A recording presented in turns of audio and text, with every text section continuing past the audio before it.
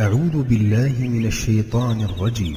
وإنه لتنزيل رب العالمين نزل به الروح الأمين على قلبك لتكون من المنذرين بلسان عربي مبين.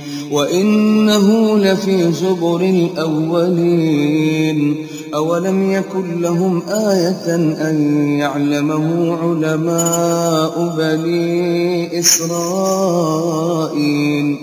ولو نزلناه على بعض الأعجمين فقرأه عليهم ما كانوا به مؤمنين كذلك سلكناه في قلوب المجرمين لا يؤمنون به حتى يروا العذاب الأليم فيأتيهم بغتة وهم لا يشعرون فيقولوا هل نحن منظرون أفبعذابنا يستعجلون أفرأيت إن متعناهم سنين ثم جاءهم ما كانوا يوعدون ما أغنى عنهم ما كانوا يمتعون وما أهلكنا من قرية إلا لها منذرون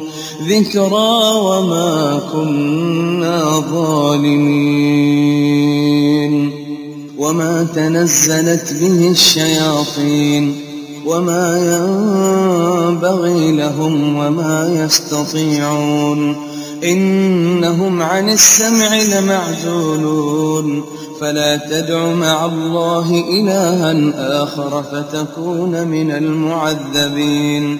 وأنذر عشيرتك الأقربين واخفض جناحك لمن اتبعك من المؤمنين فإن عصوك فقل إني بريء مما تعملون وتوكل على العزيز الرحيم الذي يراك حين تقوم وتقلبك في الساجدين إنه هو السميع العليم.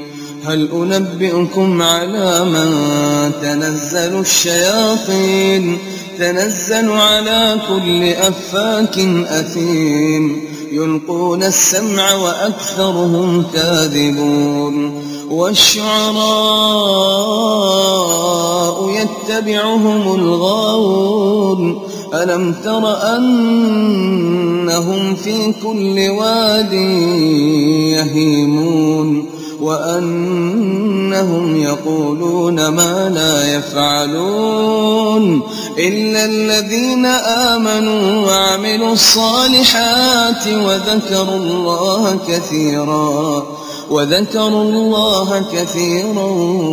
وانتصروا من بعد ما ظلموا وسيعلم الذين ظلموا أي منقلب ينقلبون.